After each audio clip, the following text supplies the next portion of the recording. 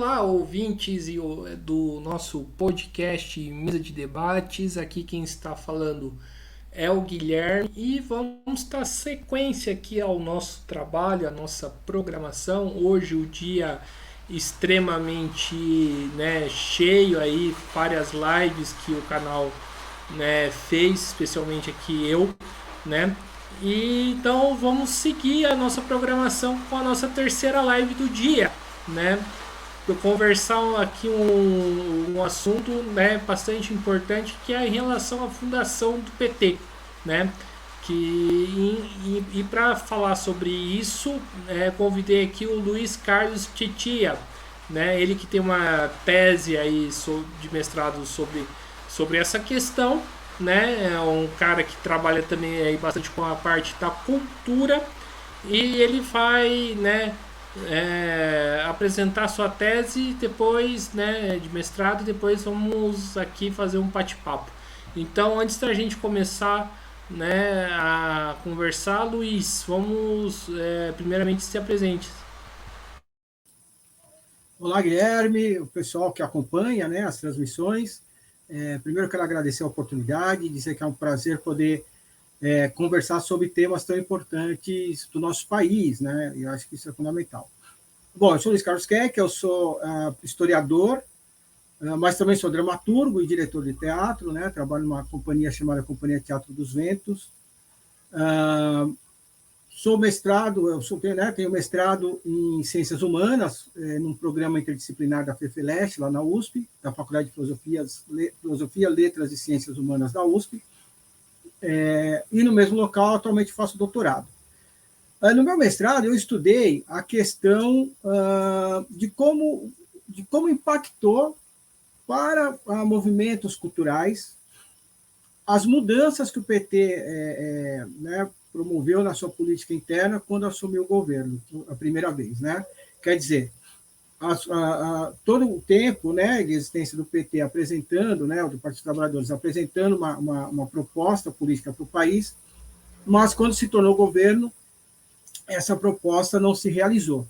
E isso impactou diversos segmentos que apoiavam, né, enfim, o Partido dos Trabalhadores, historicamente apoiadores do Partido dos Trabalhadores, sendo ou não seus agentes filiados, mas que sempre estiveram ao lado do Partido dos Trabalhadores.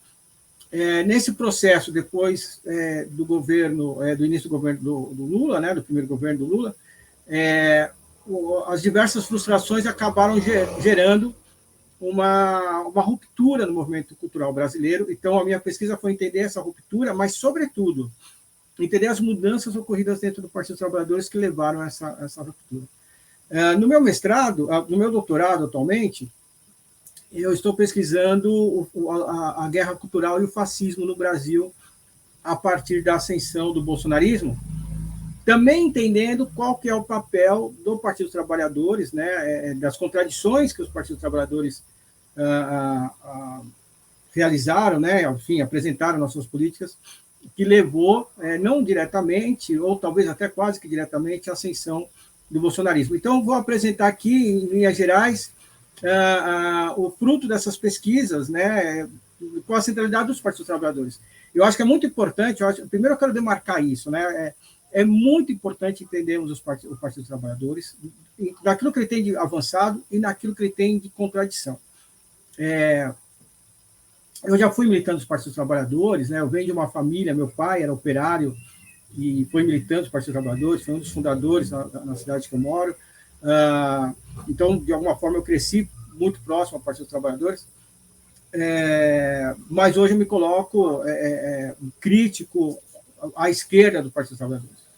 E é importante para a esquerda brasileira entender o papel dela como crítica ao Partido dos Trabalhadores, não no sentido de não compreender o partido ou de simplesmente negar todos os seus avanços, mas dialeticamente falando, de superar o Partido dos Trabalhadores, né? Não é negar o Partido dos Trabalhadores, mas de avançar mais ainda aquilo que o Partido dos Trabalhadores pôde realizar e avançar, eu digo nesse termo dialético mesmo, né? Enfim, você nega, você conserva e você avança. É preciso que a esquerda entenda que ela precisa atravessar o Partido dos Trabalhadores, carregando consigo aquilo que foi de avanço e deixando de lado aquilo que foi de contradição. Bom, então, eu vou fazer um combinado dessas pesquisas, né? Bom, primeiro eu inicio dizendo que o PT, né, o Partido Trabalhador, surge como partido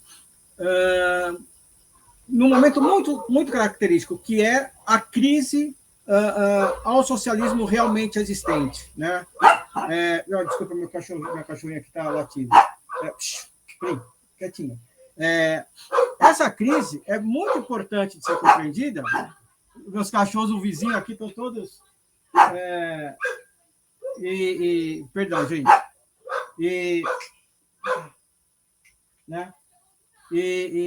Bom, é importante compreender essa crise ao socialismo realmente existente, porque ela foi uma crise real que gerou críticas dentro da esquerda em todo o Ocidente. E o PT surge nesse contexto.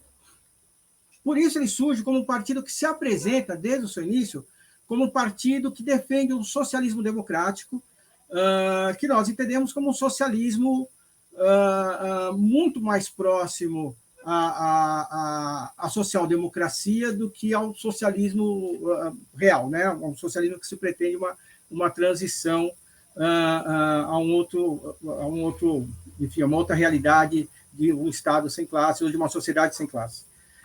Essa crítica do socialismo realmente existente, essa crítica criou, né, tentou criar uma interpretação do que eram esses Estados socialistas, né, a União Soviética, o leste europeu, enfim, dizendo que eles não eram socialismo, dizendo que eles eram, então, Estados burocráticos, Estados pós-revolucionários, Estados pós-capitalistas, capitalismo de Estado, enfim, mas não socialismo. Na verdade, isso se mostrou uma leitura equivocada, né? Essa leitura não avançou, não evoluiu como uma interpretação real, concreta dos fatos concretos, mas é nesse meio que o Partido dos Trabalhadores nasce, né? Fazendo essa crítica. O PT ele nasce como um partido muito pragmático, né? Talvez se esse... Como historiador é até ruim falar de e se, né? Mas vou cometer isso agora. Talvez se o socialismo realmente existente tivesse vingado no mundo, talvez o PT hoje seria um partido muito mais à esquerda, ainda que dialogando com o bloco capitalista. Não foi o que aconteceu. Hoje o PT é um partido que dialoga demais com o bloco capitalista, né, com o Ocidente, como hoje se chama, ainda que mantenha diálogo com as nações contra-hegemônicas, mas um diálogo muito mais de entender as oportunidades, de dialogar com todas as nações do mundo, do que necessariamente por identificação ideológica, né? É importante destacar que na formação do Partido dos Trabalhadores, e eu acredito que isso é muito importante para a gente entender essa oscilação que o partido faz, né? Existiam muitos grupos. Então, nós tínhamos ali os sindicalistas, né, representados pela figura do Lula, nós tínhamos o pessoal da Igreja Católica, trotskistas, comunistas oriundos do PCB, principalmente, não somente, mas principalmente, e outros grupos, né? Então, o PT surge com essa mescla, e acho que é por isso que o PT oscila tanto, porque ele tem diversas tendências ideológicas dentro de si, tendências que foram depois suprimidas do partido ou isoladas dentro do partido, até que esse grupo sindicalista mais ao centro é quem vigou no comando do partido. Mas ele tem essa preocupação, né, de pelo menos tentar dialogar com esses setores. Mas o grupo dirigente que vingou no partido é o grupo que tem aí o Lula como principal figura, tem o Zé Dirceu como um dos principais pensadores do partido,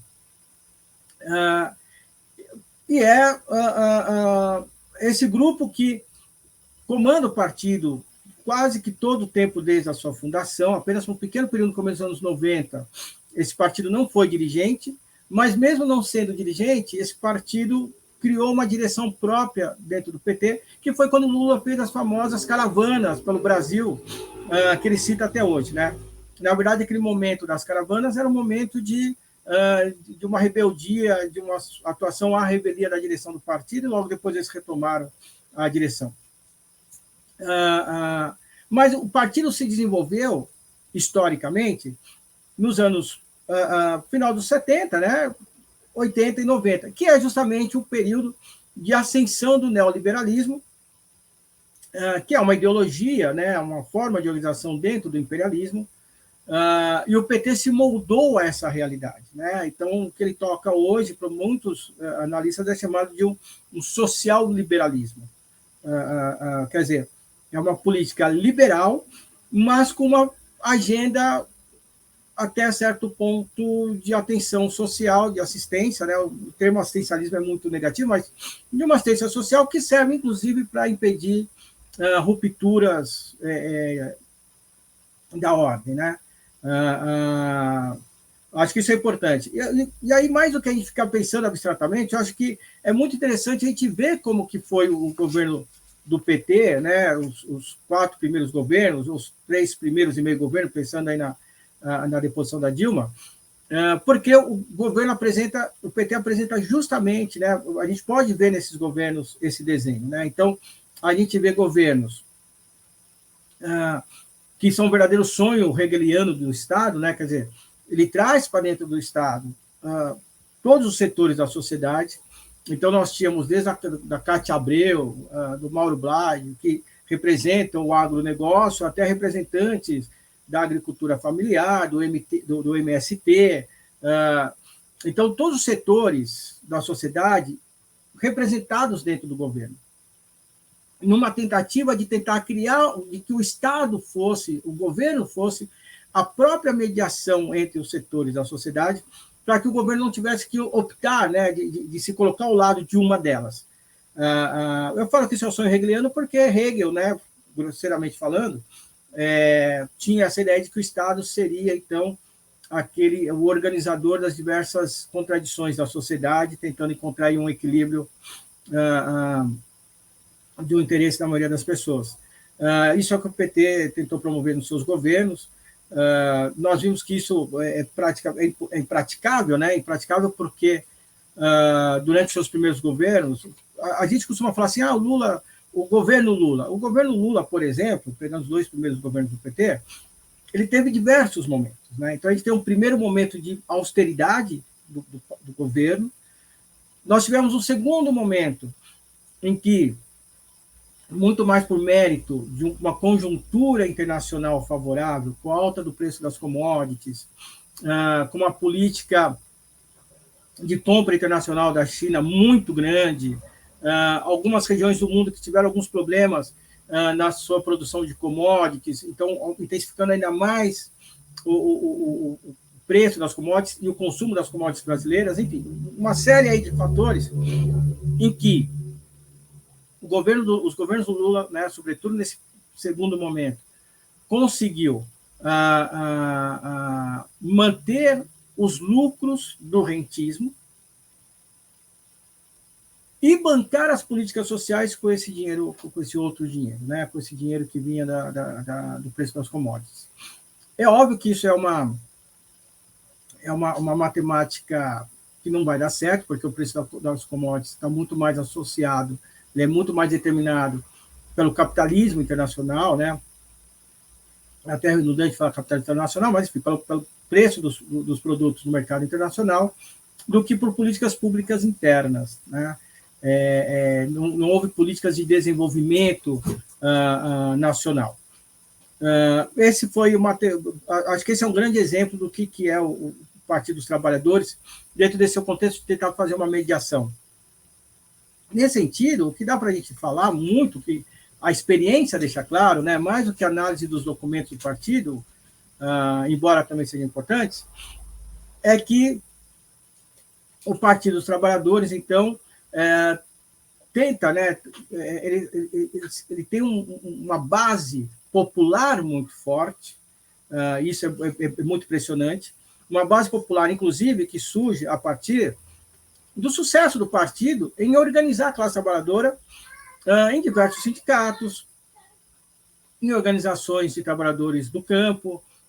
Não à toa, o partido tem uma forte influência, total influência, né, direta, sobre o MST, sobre a CUT, que é a maior central sindical da América Latina, sobre outros movimentos. Minha pesquisa da área cultural, né? Então, a Cooperativa Paulista Teatro, que é a maior cooperativa de artistas da América Latina, também tem uma forte influência do Partido dos Trabalhadores. Enfim, Então, o PT conseguiu se capilarizar por meio das organizações sociais, das organizações de trabalhadores. Isso é muito bom, isso é muito potente, mas por conta da sua política de tentar criar um meio termo, né, tentar criar um diálogo entre esses diversos setores da sociedade,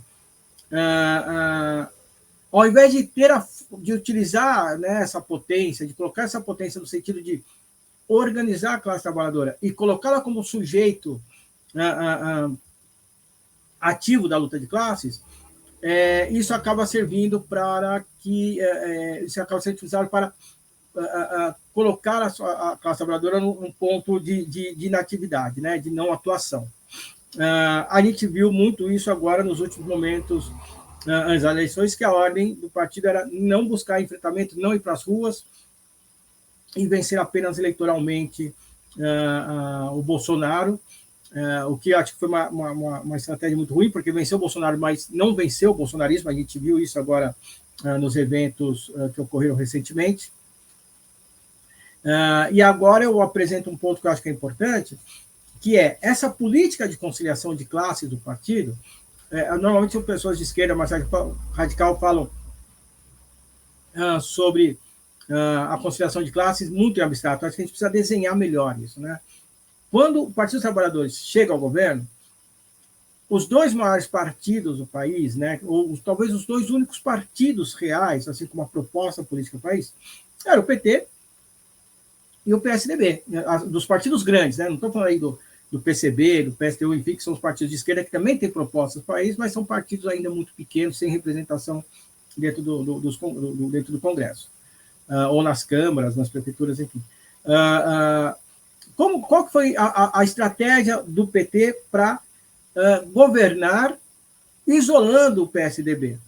Se juntando ao Centrão, né? O que hoje a gente chama de Centrão. Nas minhas pesquisas eu coloco um termo mais antigo, que é o baixo clero, mas, enfim, é esse rebolo aí entre os congressistas, que tem muito poder. O Marcos Nobre, né, um cientista político da Unicamp, ele mostra como que o Centrão não tem um poder de tocar uma agenda própria, nem tem uma agenda, porque é uma organização muito fragmentada, mas tem o poder de barrar as políticas públicas dos governos e forçando os governos à negociação de cargos, de verbas e assim por diante. Pois bem, o PT tinha duas opções, né, principais. Ou governava com o povo na rua, né, a partir da mobilização popular, ampla mobilização popular, a partir da formação política ampla e popular, ou negociava com o Centrão, né? E segurava o povo em casa. Infelizmente, essa foi a opção feita, né? Então, refreia a população, enquanto negocia com o Centrão os seus projetos, enfim, isolando o PSDB. Acontece que essa associação com o Centrão liberou muita verba para o Centrão, né? Então, foi muita verba, gabinetes, cargos de segundo escalão, em alguns ministérios também, terceiro escalão, enfim. Permitiu ao Centrão, que nunca foi uma força política nacionalizada, eles sempre são grupos regionais, né? Antigamente se falava cacique, enfim, mas esses chefeites locais, como o próprio Bolsonaro, chefeites locais, seja de áreas urbanas quanto de áreas rurais, sobretudo no Brasil profundo, deu uma força política muito grande para esses sujeitos, né? Força política não só nas verbas que eles recebiam, mas porque em muitas cidades o PT se associou com essas figuras, né? Na cidade que eu moro, por exemplo, isso foi claríssimo. Atualmente ela é administrada por um prefeito de direita que surge como uma cria, um parceiro do Partido dos Trabalhadores, quando o Partido dos Trabalhadores governaram a cidade. Isso aconteceu no Brasil inteiro, né? Isso permitiu que o Centrão criasse não só uma musculatura política muito grande, mas criasse também, se nacionalizasse como força política. E aí a gente percebe como isso foi importante nos acontecimentos de 2013 para cá, né? Sobretudo 2013, nos grandes atos, quando parte da população já estava esgotada com as políticas do PT, que avançaram até um ponto, mas foram ineficientes a partir desse ponto, foram para a rua, legitimamente, mas esse grupo que se organizou e se nacionalizou, associado com grupos fascistas, né, e outros grupos novos surgindo, como o MBL, os Estudantes pela Liberdade, acabaram tomando as ruas, tomando os atos, né, criando aquela massa de pessoas que cada vez mais radicalizavam palavras de ordem conservadoras. Não à toa, os atos começaram com uma legítima cobrança de uma vida sem catracas, abaixo o aumento do transporte, e terminou com os discursos de sem corrupção, abaixo os políticos de sempre, assim por diante. As coisas são imediatamente interligadas. É aí que surge a figura do Bolsonaro em meio a essa crise política muito grande, criada pelo Partido dos Trabalhadores e sua política de associação com esses setores da sociedade. E de lá para cá a gente conhece toda a história. Então, eu apresento muito esse ponto do bolsonarismo como uma contradição interna das políticas tocadas pelo PT. Evidentemente que não estou dizendo que o PT programou isso, né? Mas, historicamente, a gente sabe que o fascismo surge nos vacilos da esquerda. Uma militante histórica chamada Clara Zetkin, nos anos 20, escreveu um documento já apresentando como que a ascensão do Mussolini é totalmente identificada com as fraquezas da esquerda, aconteceu a mesma coisa na Alemanha hitlerista, né? Enfim, o fato é, o Partido dos Trabalhadores tem uma história impressionante, é um partido que surge de maneira popular, que surge muito ligado aos operários, ainda mantém essa base operária muito forte, mas a sua opção por não ser um partido revolucionário e ser um partido da ordem burguesa fez com que ele tivesse que buscar diálogos com a burguesia sem abrir mão da sua base popular. Uma base popular que mantém justamente por conta da sua capilaridade nessas organizações da classe trabalhadora e no imaginário das pessoas, evidentemente. Para encerrar, eu gostaria muito de citar um documentário chamado Entre Atos, que é um documentário em que o cineasta acompanhou a primeira campanha do Lula de ponta a ponta, e tem uma cena importante que se acha fácil no YouTube. Se você colocar ali documentário Lula, Entre Atos, cena do avião, é um momento em que o Lula está numa viagem de avião, no meio da campanha, e ele vai contando que o partido queria ser um partido socialista, revolucionário, e que acreditava que se 30% da população se tornasse socialista, eles conseguiriam fazer a revolução. Mas aí o Lula diz, só que isso aí ia acontecer depois que eu morresse. E eu queria ser presidente. Eu quero ser presidente. Fulano, ciclano, querem ser governadores e assim por diante.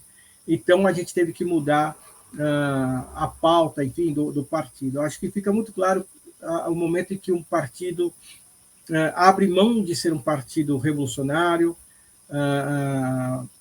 para se tornar um partido da ordem, o que significa dizer que abre mão de ter uma agenda de conquista do poder, o poder está posto, ele tem que ser conquistado, para se tornar um partido de conquista do governo. Por isso que é muito comum se dizer que o PT tem o governo, mas não tem o poder continua sendo ainda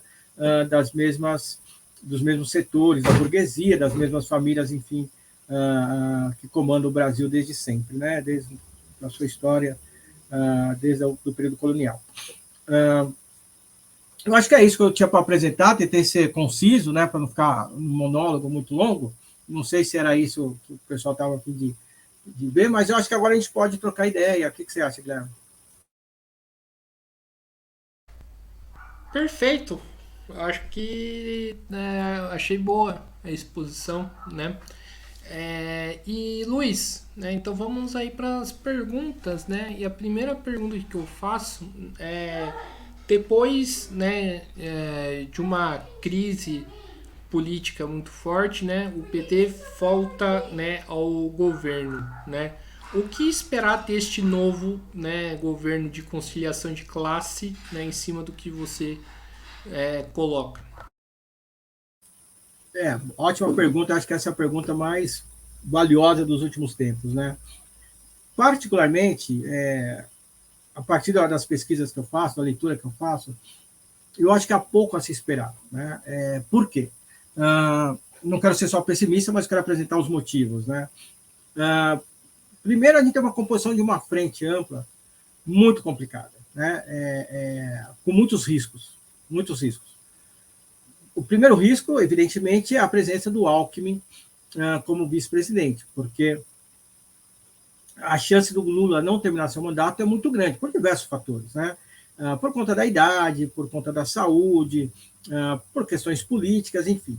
O que significaria entregar o governo ao próprio Alckmin. Mas não é só isso. Vamos supor, e eu torço que o Lula consiga terminar o seu mandato com saúde e tranquilidade, mas vamos pegar o cenário como um todo. Havia a candidatura do Lula e havia a candidatura do Haddad. Há muito tempo, o PT tem investido muito na figura do Haddad como substituto do Lula. O Haddad não me parece ser capaz disso, né? Ele ganhou uma eleição para prefeito de São Paulo por um contexto muito específico do momento, mas ele não conseguiu se reeleger, o que é muito complicado, né? Quando um governante não consegue se eleger, é uma marca negativa muito forte. Não conseguiu se tornar governador. Me parecia que o acordo com o Alckmin seria, olha, o Lula é candidato à presidência agora, o Alckmin abre mão de ser candidato a governador, que estava na frente, inclusive na intenção de voto do Haddad, se torna vice-presidente, deixa o Haddad governar São Paulo, na próxima você disputa entre vocês, a gente mantém uma paz até ali. Não deu certo esse acordo porque o Haddad não conseguiu se eleger. Pois bem, então o PT ele não tem, por enquanto, um substituto à altura do Lula.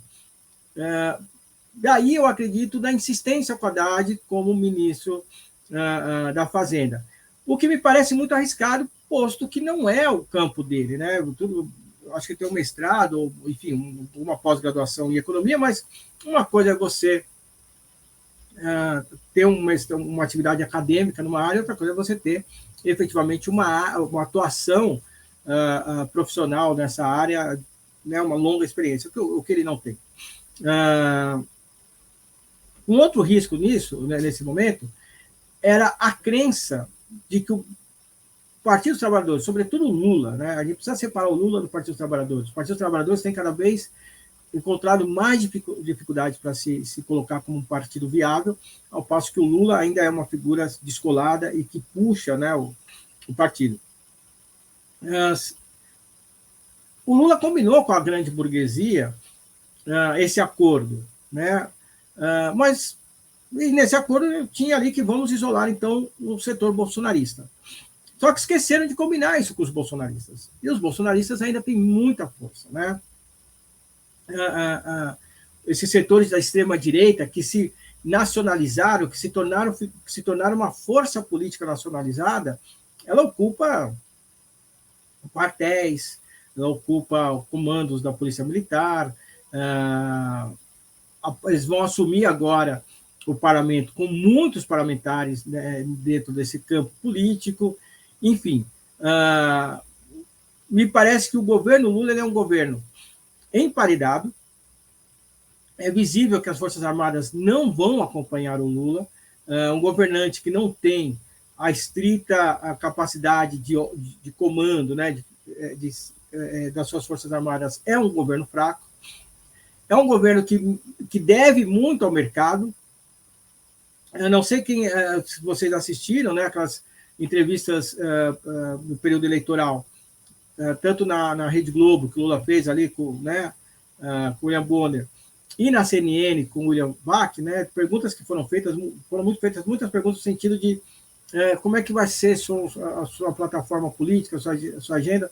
O Lula não segurou esse programa político, não apresentou, mas numa dessas entrevistas, se eu não me engano, na Rede Globo, ele falou assim, eu estou conversando com os setores, né? Estou conversando com o pessoal da justiça, enfim. O Lula, como bom sindicalista, ele negociou com os vários setores que comandam o Brasil. A questão é se todos os setores vão combinar, se todos os setores vão participar dessa combinação. Me parece que não. Então, nesse momento, um governo fraco, por um lado, pressionado pelo bolsonarismo, por outro lado, com uma forte presença da burguesia, que hoje se faz representar, né, politicamente pelo STF e, sobretudo, pela figura do Alexandre de Moraes, que não vamos esquecer que o Alexandre de Moraes, por sua vez, ocupa o espaço que ocupa por uma construção do Geraldo Alckmin, né? Ele é um cara, ou foi um cara de confiança do Geraldo Alckmin. Então, o Lula ele é pressionado pelo bolsonarismo, emparedado pela burguesia, preso, né, refém dos poderes ocultos, do Estado profundo, né, do Estado oculto, como se fala, desses diversos setores, com uma frágil capacidade de mobilização popular, até porque optou por não desenvolver a mobilização popular. A gente fala assim, mas olha, teve aí muitas pessoas na rua, num ato. São atos muito frágeis, né? São atos que as pessoas vão para a rua. São atos que, se fosse contra o Estado, seriam dispersos muito, muito facilmente. Então, me parece um governo muito fragilizado nesse momento. Pode ser que o Lula consiga fazer algumas manobras políticas e consiga se fortalecer, mas não nesse momento. Pesquisas recentes demonstraram que um índice muito grande da população tem desconfianças em relação ao governo.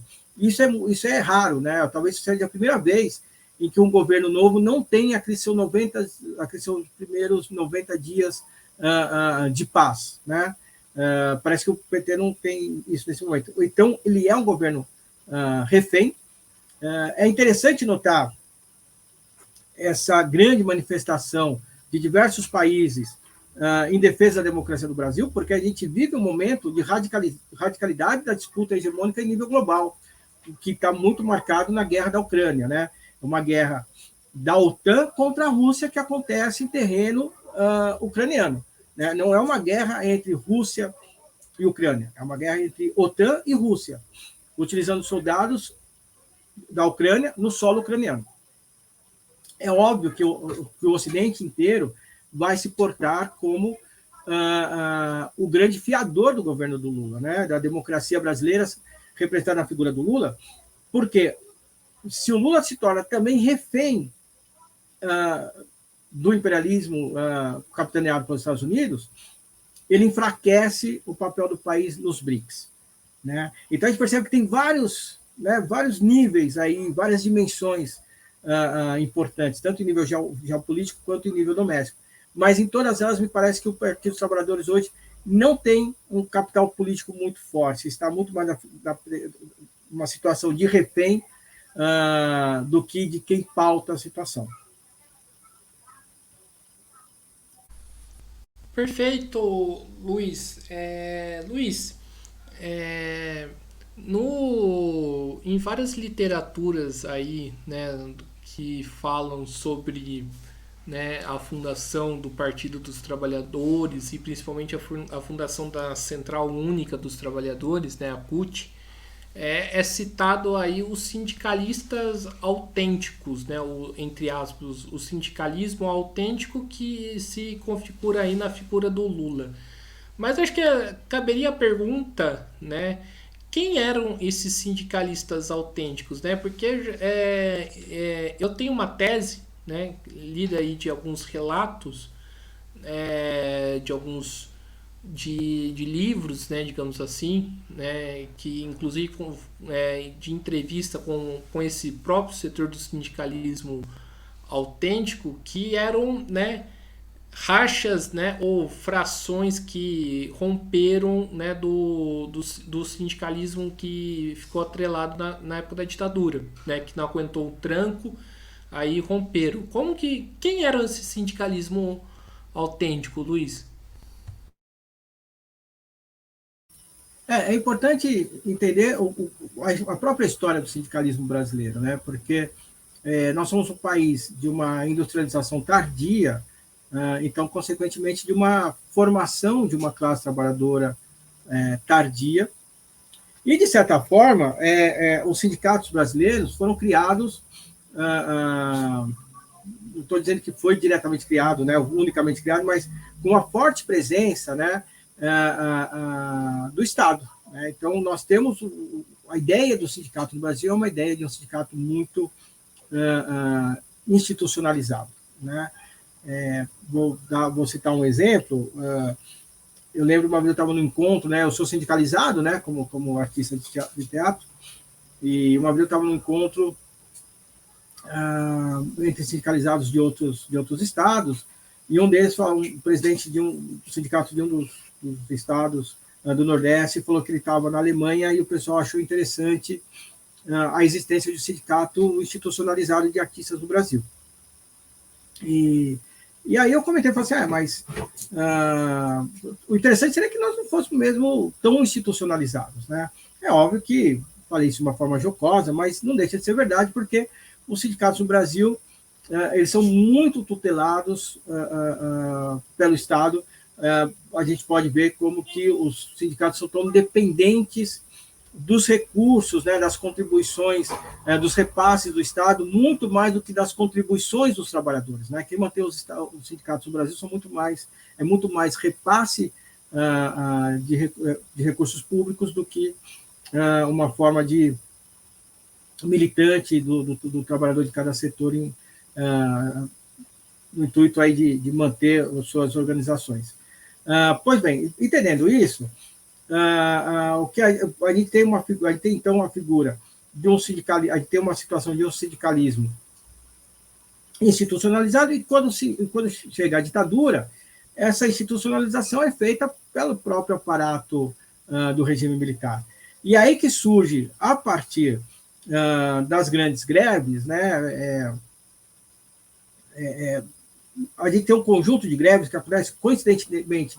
Uma delas é na cidade que eu moro, na cidade de Osasco, que é na região metropolitana de São Paulo, que foi a greve conhecida como greve de Osasco, ou greve da Cobrasma, que foi o epicentro dessa greve.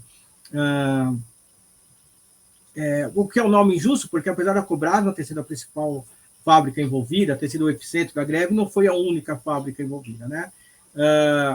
Também houve, no mesmo ano, estou falando de 68, houve também uma greve de igual proporção na cidade de Contagem, em Minas Gerais. Essas duas greves marcaram muito a organização dos trabalhadores.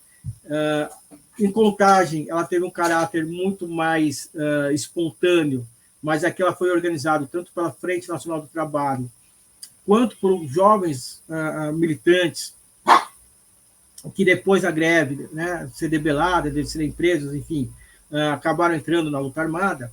Mas essas greves de 68, elas abriram as portas, né, para a organização dos trabalhadores, que acabou desembocando nas grandes greves no final dos anos 70. Não à toa, muitos participantes da greve dos anos 70 participaram também dessas greves de 68, ou tiveram contato com seus participantes. Né? Muitos deles tiveram uma atuação de organização sindical. E esses eram os autênticos. Né? Quer dizer, era uma espécie de uma nova geração de militantes sindicalizados, né? Enfim, que trabalhavam nas suas fábricas, com um perfil muito mais rebelde, se a gente pode dizer assim, sobretudo porque eles vieram dessa formação submetidos, né, à ditadura. Então, ao mesmo tempo que tinha a luta política, evidentemente, contra a ditadura, mas tinha a luta contra essa situação de institucionalização dos partidos, de direções partidárias, direções sindicais já burocratizadas, de elites burocráticas já instituídas, e que tinham uma forma de lidar com a ditadura muito pacífica ou muito negociada, de tentar buscar melhores salários, mas de não tentar lutar contra a ditadura diretamente. Esses são os autênticos, né? Então, todos eles eles estão inseridos na formação do Partido dos Trabalhadores, Talvez a gente possa dizer que o Partido dos Trabalhadores surge nesse espírito, né? Acho que a esquerda, no período, tinha esse espírito, e o Partido dos Trabalhadores surge a partir desse espírito ideológico, desse espírito político. Né? É isso. E, ô Luiz, e acho que depois dessas eleições a gente precisaria fazer a seguinte pergunta, né? Primeiro, a esquerda aprendeu, né, com os erros, né, com as contradições, erros do PT, e se, né, e se a esquerda, né, principalmente a chamada esquerda radical, a esquerda combativa, dar qualquer nome a ela, se ela conseguiu romper, né, com a lógica, né, petista e com o próprio PT. Como que você vê isso? Guilherme, essa pergunta é maravilhosa, né? Pode gerar cancelamentos hoje, né? Mas é uma pergunta maravilhosa, porque não, eu acho que a esquerda não aprendeu. Eu acho que o Brasil, não vou falar só o Brasil, né? Mas eu acho que vários países do mundo têm padecido com uma esquerda que não está sabendo lidar com o cenário que está posto. Bom, é visível que hoje, se a gente for pegar isso de uma forma bem teórica, né, a gente pega ali na formação, ainda no final dos anos 60, começo dos anos 70, aquilo que vai ser chamado de pós-modernidade. Quer dizer, a burguesia ela cria teorias regressivas que sempre servem para impedir o desenvolvimento do pensamento revolucionário, transformador. A mais recente dessas teorias regressivas é o conjunto de pensadores, pensamentos e teorias que são colocados numa cesta muito grande chamada de pós-modernidade. E o termo pós-modernidade, eu estou falando isso de forma muito genérica, muito selvagem, mas ela quer dizer assim, aquele pensamento que não é mais moderno. A modernidade, ela pressupunha as grandes teorias, as grandes explicações, o mundo seja a explicação marxista, seja a explicação burguesa, os grandes projetos de transformação social, sejam os projetos revolucionários, burgueses ou de trabalhadores, enfim, mas a pós-modernidade preconizava e preconiza, olha, não existem mais as grandes narrativas, não existem mais as grandes teorias, cada pessoa é um sujeito fragmentado no mundo, as coisas não necessariamente têm uma razão, e, sobretudo, a presentificação da política, quer dizer, um dos grandes representantes desse pensamento pós-moderno é um cara que é muito querido hoje para a esquerda brasileira e ocidental, que é o Boaventura Sousa Santos, um sociólogo português, muito lido no Brasil. Ele tem um texto em que ele fala que é preciso alargar o presente e encolher o futuro. E o que ele quer dizer nesse texto? Olha, as revoluções não deram certo. E o que as revoluções pregavam? Um futuro. Então, as revoluções queriam, isso ainda nas palavras dele, as revoluções queriam encurtar o presente e alargar tanto o futuro que o futuro ficasse logo ali. As revoluções não deram certo, então o que a gente precisa fazer? Deixa o futuro lá para frente e vamos alargando o presente. E vamos tentar construir o que a gente pode dentro do presente. O que a gente pode? Tentar ter uma sociedade mais democrática, com mais direitos humanos, enfim, e tentando tirar o melhor do capitalismo. No fundo, é uma atualização muito sofisticada da velha social-democracia que surge ali às vésperas da Primeira Guerra Mundial, que é quando rompe ali, né, a social-democracia que antes eram os revolucionários, ela trai a classe trabalhadora, rompe, aqueles que romperam com ela se tornam os comunistas, né, retomam o termo comunista, formam a Terceira Internacional, enfim, mas a social-democracia se torna, então, essa espécie de uma esquerda que deseja um capitalismo humanizado. Levando esse pensamento pós-moderno para a política, ela se configurou, então, num assunto que vai ganhar muito fôlego nos anos 90, inclusive no próprio Partido dos Trabalhadores, que é aquela ideia. E tudo isso, Guilherme, muito no bojo da crise do realismo, do socialismo realmente existente, né? do socialismo real. Aliás, o O Prestes tem uma entrevista muito bacana em que ele fala que o problema do socialista brasileiro é que eles querem um socialismo que exista na sua cachola, no termo dele, né? Mas esse socialismo que é da cabeça dele não surge. E como não surge aquele socialismo que ele gostaria que fosse, o que tem é o socialismo como ele é, eles começam a combater o socialismo como ele é. Pois bem, começa a surgir os anos 90, a esquerda pensa, olha, a gente não conseguiu fazer revolução, a União Soviética caiu, então vamos buscar novos sujeitos históricos. E aí começa a ter essa ideia dos novos sujeitos. As mulheres, os negros, LGBTs, os indígenas, enfim. E isso é um pensamento pós-moderno, porque você começa Então você pode perguntar assim, Luiz, mas você está dizendo que esses setores não são importantes? São todos muito importantes. Muito importantes. Só que todos estão inseridos na mesma lógica de exploração do trabalho do capitalismo. Então você só pode combater por essas agendas de maneira total se você combater o capitalismo. Mas quando existe a ascensão dos novos sujeitos, esses sujeitos são isolados da luta política total, né? Lembra, a pós-modernidade não pensa de forma totalizante, ela pensa em tudo fragmentado. Então fica as mulheres de um lado, negros do outro, indígenas para cá, né? E a classe trabalhadora vira só mais uma identidade. Esse é o grande problema. Então, olha, existem mulheres, existem negros, existem indígenas, existe classe trabalhadora. Não, esse é um pensamento completamente equivocado, né? O que existe é uma classe trabalhadora. E essa classe trabalhadora, formada, em sua maioria, por mulheres, no Brasil, formada, em sua maioria, por negros, com muitos indígenas que sequer chegam à condição, né, de classe trabalhadora diretamente falando, mas todos estão inseridos na mesma lógica do capital. Só que isso não é mais olhado dessa forma. Isso é uma agenda muito apresentada a partir dos anos 90 também, pelo Partido Democrata dos Estados Unidos, que é o que se configura hoje, né, que é chamado hoje de uma agenda woke, né? Woke é uma expressão que vem do inglês, stay woke, que era uma gíria, né? Fique acordado, fique alerta, fique atento desses movimentos, que foi capturada e se tornou uma agenda woke. Então, a esquerda hoje está muito movida por uma agenda woke, por uma agenda pós-moderna e identitária. Torna a dizer, essas identidades são todas importantes, mas quando se perde a centralidade da luta de classes, né, quando elas são tratadas isoladamente, elas perdem a própria força, né, e elas se tornam elementos de dominação burguesa.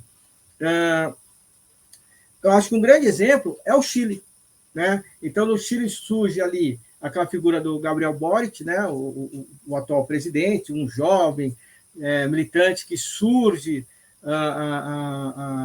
no bojo das grandes manifestações que ocorreram ali, foram maravilhosas, mas depois foram tomadas por uma agenda woke. Aí ele se elege por conta disso, chama uma constituinte de maioria de pessoas ligadas a essa agenda, escreve uma constituição, não sei quem teve a oportunidade de ler, uma constituição incrível, né? Mas quando a Constituição é colocada para aprovação popular, ela não é aprovada, que isso se torna a grande derrota do governo. E mais do que uma derrota do governo Gabriel Boric, ela demonstra a fraqueza dessas agendas. Então, não me parece que a esquerda está entendendo, que a esquerda entende o que está acontecendo, boa parte dela. Eu acho que os setores de uma esquerda revolucionária, de uma esquerda radical, estão cada vez menores, e eles próprios muito fragmentados hoje em dia, tem uma dificuldade muito grande de busca de entendimento. É muito comum ainda um debate que eu acho muito pobre do jeito como ele é feito, e eu acho que não sei se é o momento agora, se é Stalin ou se é Trotsky, se é anarquista ou se é comunista. Acho que não se consegue entender, atualizar as agendas. Então, me parece que a esquerda não está sabendo lidar com isso. O governo do PT também é muito revelador, né? Então, ele tem anunciado governo com muitas mulheres, muitos negros, uma indígena no ministério que vai cuidar das questões indígenas, uma mulher negra no ministério que vai cuidar de humanos, o Silvio de Almeida, enfim, todo esse conjunto de pessoas. Mas quem controla a economia continuam sendo os liberais, né? Então, mas mostra como a esquerda fica muito eufórica com tudo isso, né? Então, eu tenho conversado com muitas pessoas, elas falam assim, não, mas olha, o Silvio de Almeida está no governo. Eu falo assim, não, tudo bem, o Silvio de Almeida está no governo, mas o governo tem apresentado uma agenda totalmente liberal.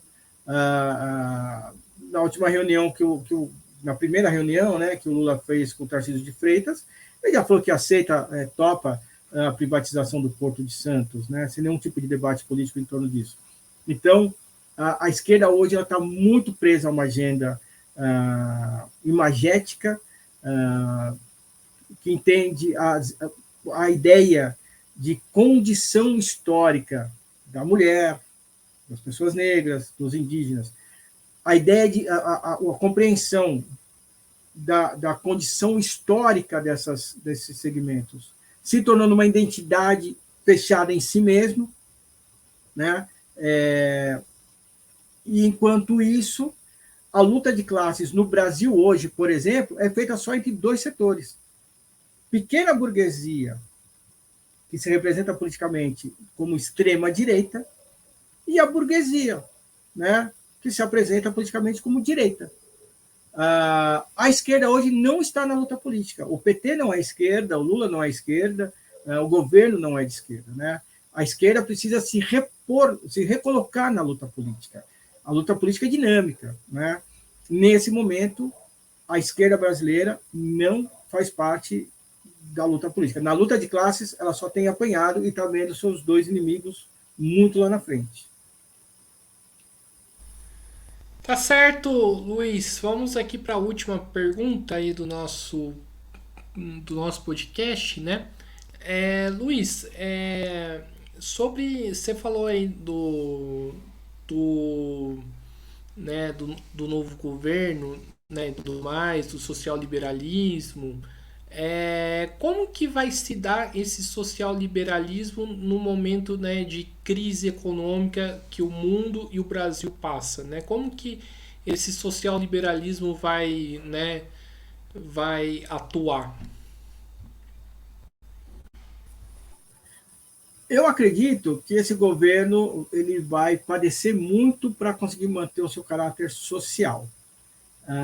Não vamos esquecer que a agenda social que o governo teve, né, nos primeiros governos do PT, né, os dois do Lula, 1,5 da Dilma, era quase todo ele uma agenda do FMI, né? Tirando a questão do aumento real do salário mínimo, a agenda de compensações, né, essas compensações como as bolsas, enfim, era uma agenda do FMI desde os anos 90, né? Mas que foi possível graças ali à questão das commodities, como a gente já comentou. Me parece que o governo, se ele não conseguir tirar um coelho da cartola, que ainda não foi apresentado, né? Quer dizer, a gente não sabe ainda quem é esse mágico que vai tirar o coelho da cartola. Mas se ele não conseguir tirar o coelho da cartola, ele corre sérios riscos de ser apenas um governo liberal e, mais ainda, um governo liberal muito tensionado pelo novo Congresso que vai entrar. Não vamos esquecer que a deposição da Dilma, né, aquele golpe parlamentar que a Dilma sofreu, ele se deu por meio do expediente das pautas bombas, né? Não creio que o parlamento que vai entrar agora não vá se utilizar dessas pautas explosivas contra o governo do Lula.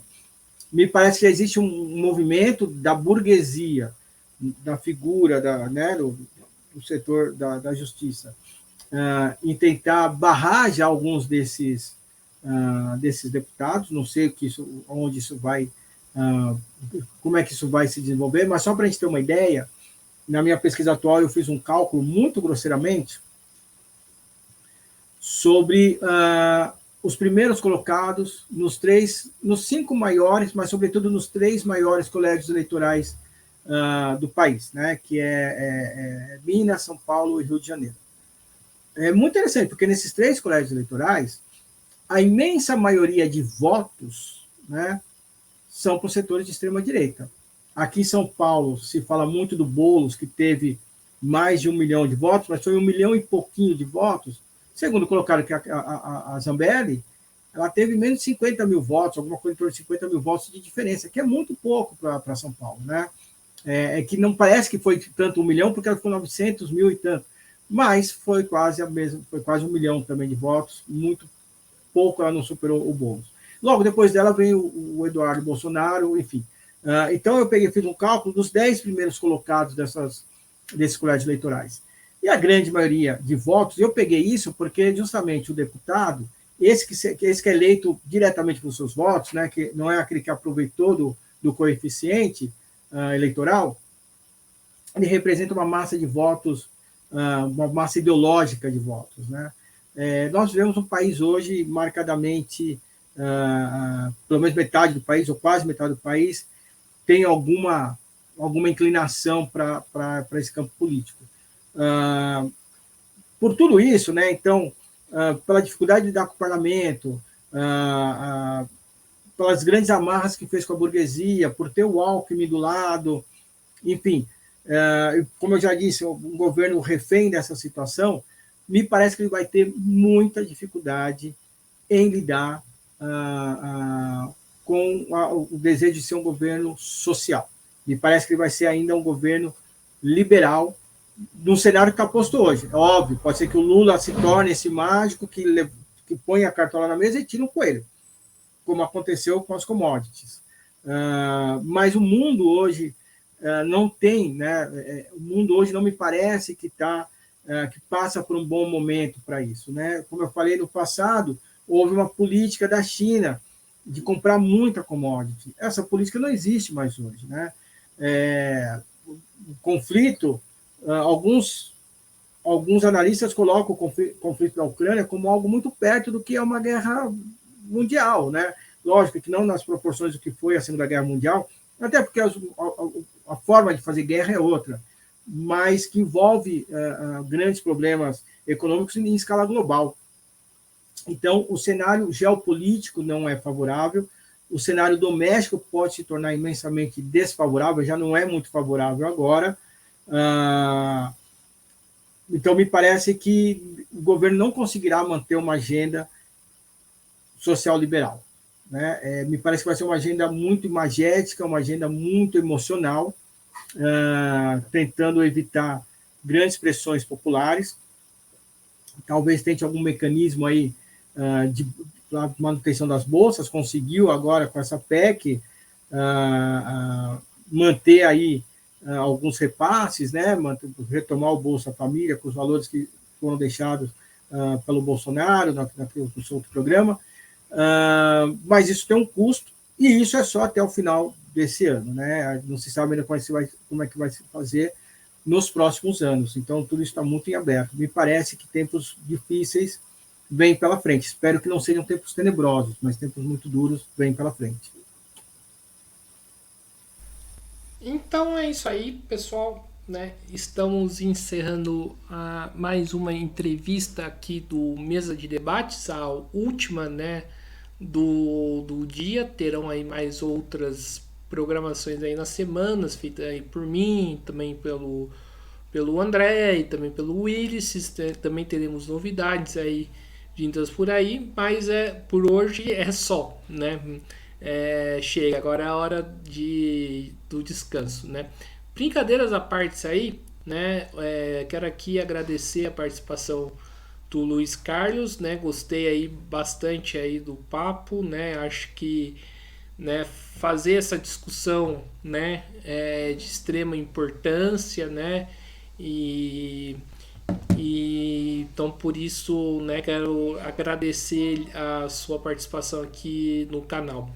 E antes da gente passar para as considerações finais, eu quero aqui reforçar aqui, né, que lembra aqui toda a live do nosso Pix, né, 385 007 028, né, 00 da CPF, porque do nosso Pix, né, para a gente continuar fazendo aqui as nossas atividades, né? Então você, ouvinte, que quiser colaborar aí pro canal, né, seja aí por qualquer quantia, é bem-vindo, né? Lembrando que nós somos um canal independente, não recebemos dinheiros aí do capital privado e também não recebemos dinheiro aí também do Estado, né? Então, iniciativas como essa é importante para o canal, né, se manter e a gente continuar fazendo as nossas atividades. Então, reforçando aqui o nosso Pix. E agora eu passo a bola ao Luiz Carlos fazer suas considerações finais. Bom, quero novamente agradecer demais a oportunidade, eu fico muito feliz em poder contribuir com, né, com o canal, enfim, com a minha pesquisa, apesar de todas as minhas limitações acadêmicas, mas é o que a gente consegue fazer. Eu acredito que é muito importante que os setores mais à esquerda, revolucionários ou não, busquem entender melhor esse momento sem paixões, né? O brasileiro é muito emocional e às vezes se torna muito emocionado, mas eu acho que é muito importante que a esquerda hoje se coloque com a cabeça muito fria, né? E analisar os fatos sem paixão. Eu acho que vivemos momentos sui generis, um formato do imperialismo, talvez a gente não tenha muitos comparativos históricos, e isso exige de nós muita reflexão, muito debate, muita conversa, muita elaboração. A gente vai se contradizer, a gente vai se discordar, claro, evidentemente, mas, sobretudo, é preciso que a esquerda se atualize cada vez mais, sem deixar de perder o pé na teoria, né? O Lukács falava que o ortodoxo não é o burocrata, o ortodoxo é aquele que vai no método de forma mais dura. O que nós precisamos hoje na esquerda é uma esquerda que pense com método, que pense de forma científica, que pense de forma filosófica e consiga superar as armadilhas pós-modernas, woke, identitárias, sobretudo. É isso, agradeço demais, Guilherme. Então, mais uma vez, obrigado ao Luiz Carlos, obrigado também a você que estiver nos assistindo. Lembrando sempre aí de se inscrever no canal podcast Mesa de Debates de Tudo Um Pouco, né? Inclusive aconteceu um negócio aqui legal hoje, né? Que o canal, né, conseguiu 40 inscritos num dia, né? E dificilmente a gente consegue essa marca, embora a gente tenha um nível, né, considerável de inscritos aí para um canal, né, tocado por 3 pessoas. Mas a gente quer aumentar esse número, né? Quem sabe futuramente 80, 120 pessoas se inscrevendo num dia. Então quero aqui, né, agradecer lembrar de se inscrever, curtir, né, compartilhar, né, comentar se concorda, se discorda do Luiz Carlos, né? O debate não se encerra aqui, né? Curtir, né, nossa página do Facebook, podcast Mesa de Debates de Tudo Um Pouco, e seguir a gente no Instagram, Mesa de Debates, que inclusive nós, digamos assim, tomamos vergonha na cara e estamos produzindo conteúdo também lá, né, fazendo postagem também lá. Então, né, então é isso aí, por hoje é só, fico aqui por aqui, quero agradecer aqui a todo mundo, né, e fui.